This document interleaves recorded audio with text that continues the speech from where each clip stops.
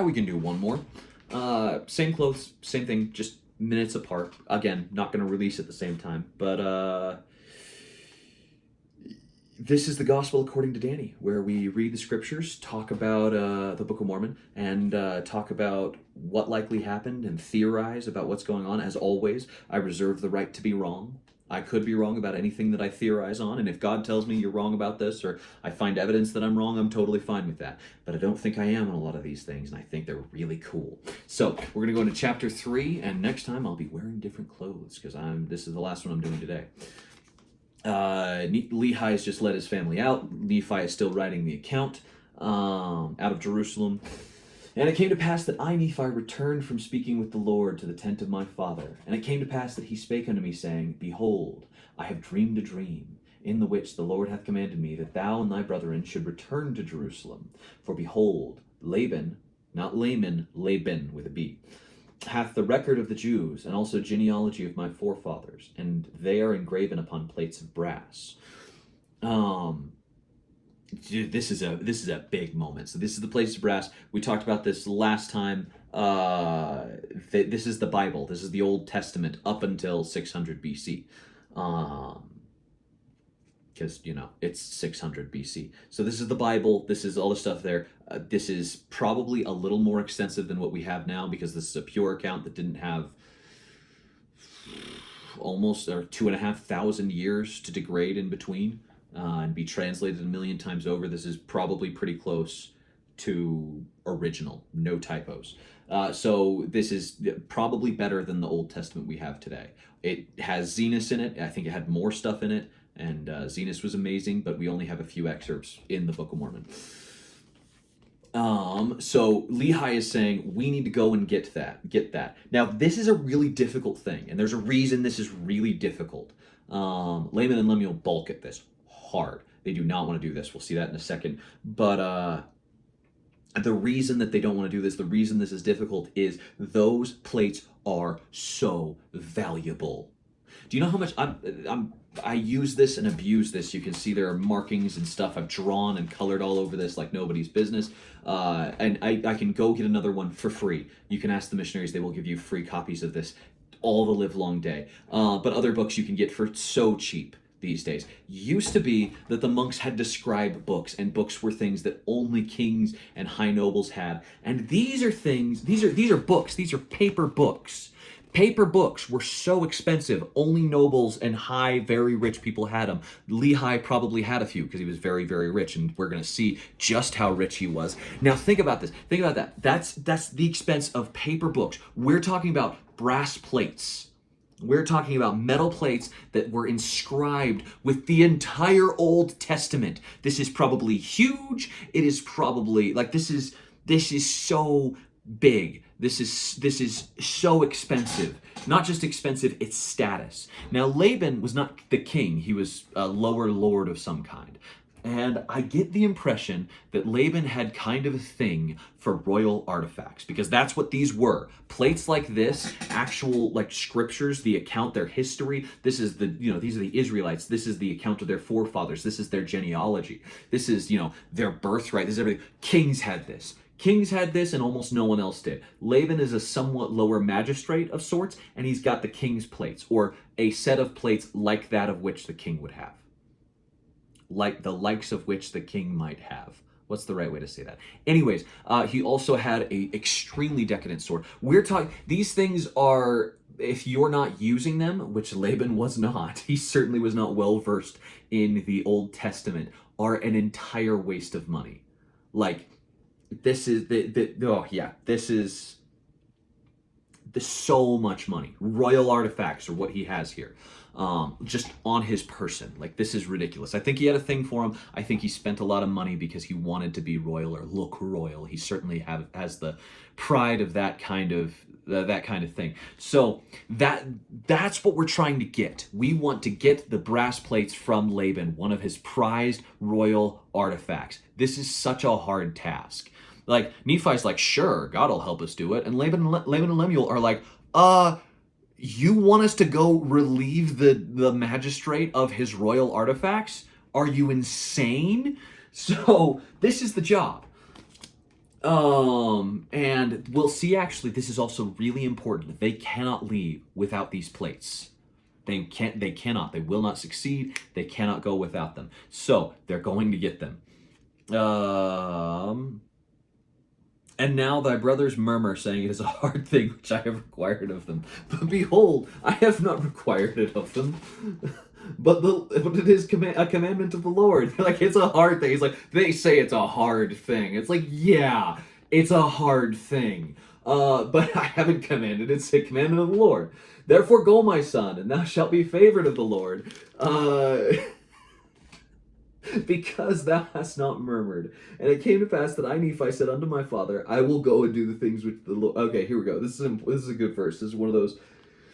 Came to pass that I, Nephi, said unto my father, I will go and do the things which the Lord hath commanded. For I know that the Lord giveth no commandments unto the children of men, save he shall prepare a way for them, that they may accomplish the things which he commanded them. There's a catchy song for this in like early Sunday school that I will never forget this verse. I know I just read it, so you're going to think... any time I can tell you this one. It's like, what's it? It's like... let's see. And it came to pass that I, Nephi, said unto my father, I will go and do things which the Lord hath commanded, for I know that the Lord giveth no commandments unto the children of men, save he shall prepare a way for them, they may accomplish the thing which he commanded them. Anyways, you didn't need that. Yeah. It's a catchy song. And I will never forget that verse. And it came to pass that when my father had heard these words, he was exceedingly glad, for he knew that I had been blessed of the Lord. And I, Nephi, and my brethren took our journey into the wilderness with our tents to go up to the land of Jerusalem. And it came to pass that when we had gone up to the land of Jerusalem, and I and my brethren did consult one with another, we cast lots, who of us should go unto the house of Laban. And it came to pass that the lot fell upon Laman and Laban. Laman, the brother, Laban, the magistrate. And he talked with... Okay. And Laman went in unto the house of Laban, and he talked with him and sat in his house. Now, this is the son of a high-end, merchant of some kind. Lehi had a lot of money, so Laman is able to get a meeting with Laban, and he comes into his house and speaks with him. And he desired of Laban that the records which were engraven upon the plates of brass, which contain the genealogy of my father. And behold, it came to pass that Laban was angry, and thrust him out of his presence, and he would not that he should have the records. Wherefore he said unto him, Behold, thou art a robber, and I will slay thee. So Laman almost loses his life right here. He was already wary of this task, and he just almost died. And he booked it out of there. He got back out. He drew the short straw, got kicked out, and almost killed. But Laban fled out of his presence and told the things which Laban had done unto us. And we began to be exceedingly sorrowful. And my brethren were about to return to my father in the wilderness, which is a reasonable thing to do. It's reasonable to be like, yeah, I almost died, and he's on the lookout now for me. So let's go. It didn't work. Let's go back.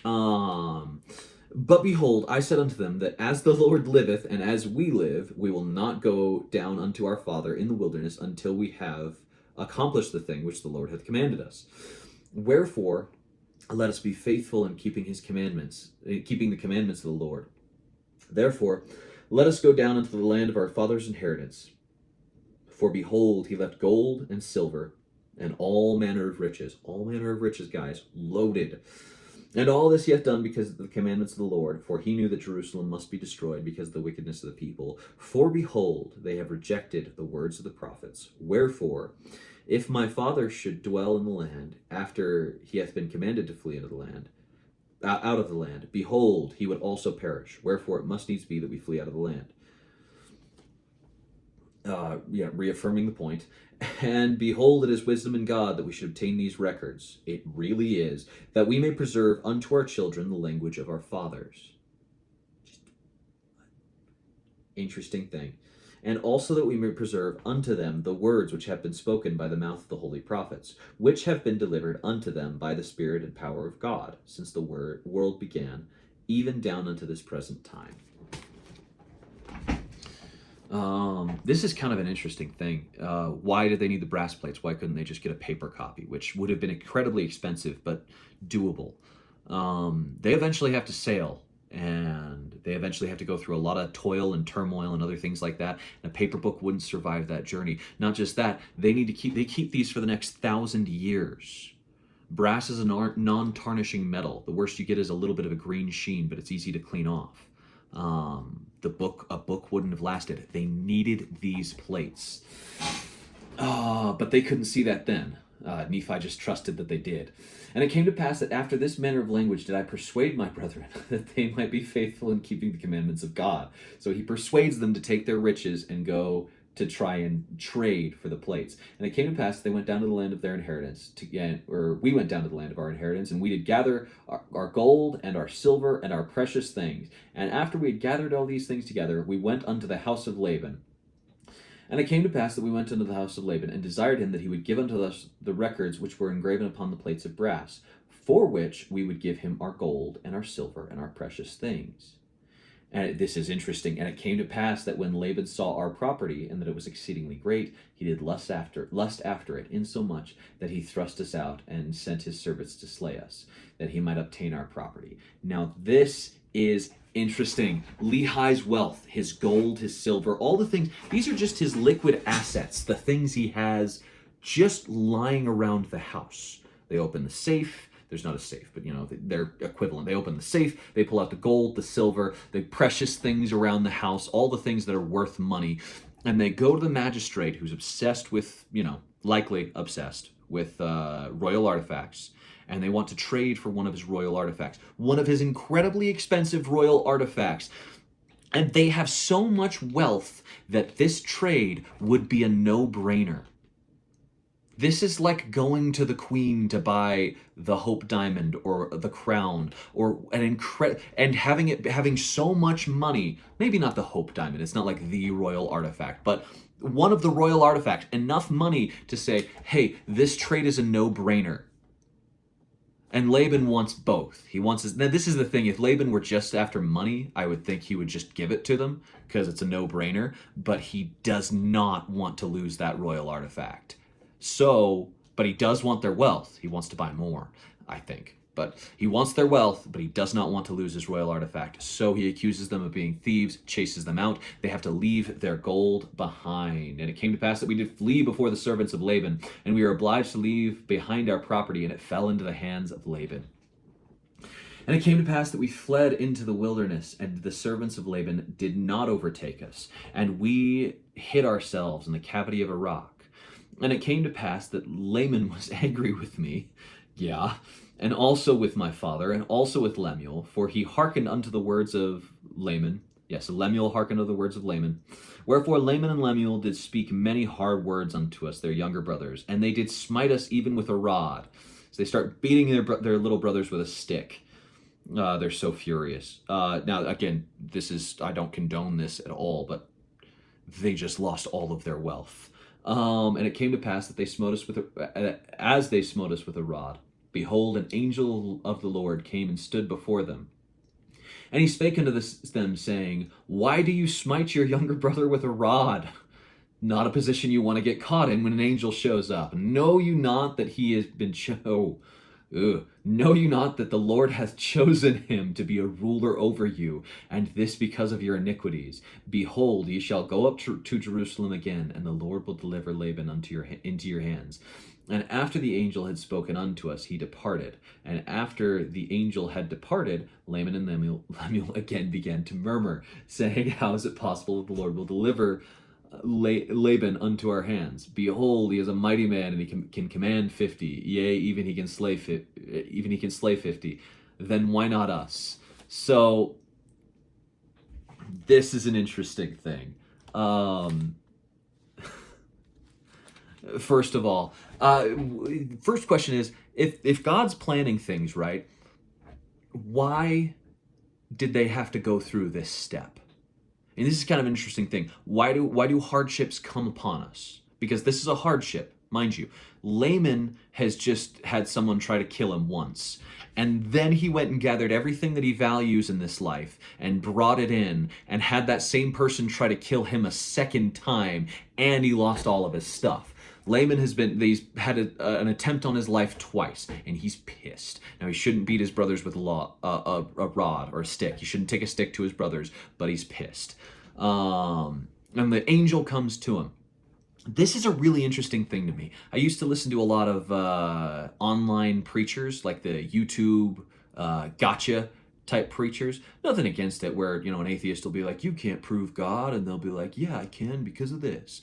And I thought it was interesting to see some of the logic and stuff like that. Then one of them tried dunking on Latter-day Saints, on Mormons. And he's like, the Mormons, this and then the other. I was like, well, that's super lame. This was an atheist. Why poke fun at Mormons? But we're kind of we're the butt of a lot of jokes. But I realized something about the stuff that they were teaching, because the atheist person would be like, you can't prove God, and he'd be like, yes, I can, because this person said this, and this fossil record said this, and this, and this, and Jesus probably walked on the earth. What do you think of that? And I'm like, well, he walked, but he wasn't the savior. And they're like, well, why did the apostles say he was? And it's just this back and forth. It's fun to watch, if you like kind of debate type things. But what struck me when he started taking a shot at Mormonism, saying that, or Latter-day Saints saying that you can't prove it, and that was his big thing. And I was like, that's such a poor such a poor foundation for faith, because he's got all this stuff online of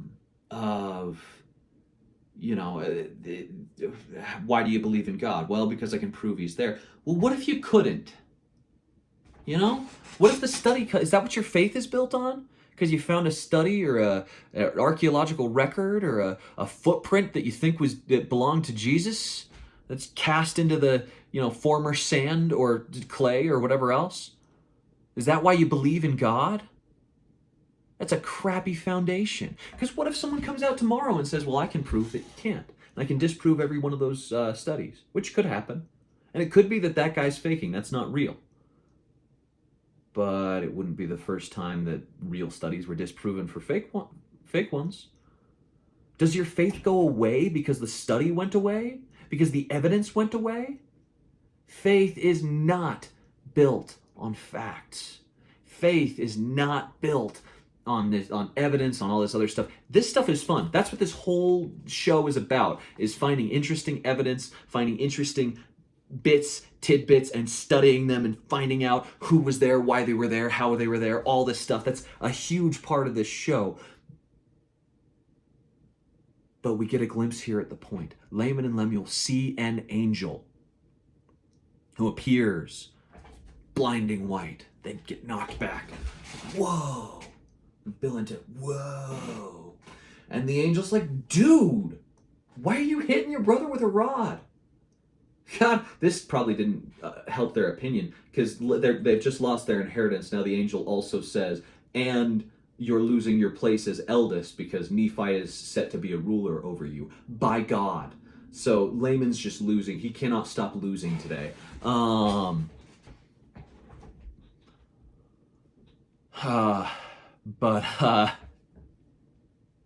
He says, I guarantee you go in tomorrow and you will. And Laman and Lemuel immediately after the angel leaves, like, well, how are we going to do that? Laman can have 50 people. He has 50 people working for him. He can kill 50 people. He's got a small army. And we're 4 dudes. So it shows that they had no faith, Laman and Lemuel. It didn't matter that an angel showed up to them and said, dude, go. And a lot of us think, show me a sign, Lord. Why don't you tell me? Why don't you just make it obvious? Because it would be detrimental to faith. Laman and Lemuel now know that God is there and God has commanded them to do something, but they still don't have faith. That's a complicated topic, and we're going to go on way too long if we do it. Why do bad things happen? a lot of the time.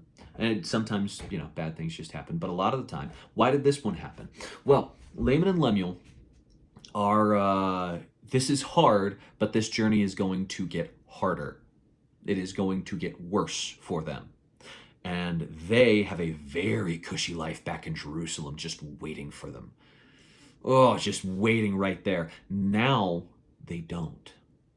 All of their wealth is gone. Mind you, the Lord needs Laman and Lemuel later on in this picture. Either for righteousness, if they're going to be that, but they're likely not, and he still needs them. So, their safety net, their parachute, the thing that they could leave the family for, is gone. And this must have sucked. But even in this failure, even in this terrible thing, the Lord shows that he had a hand in things. And we'll get to see how they get into the city next time. But we'll see you guys then.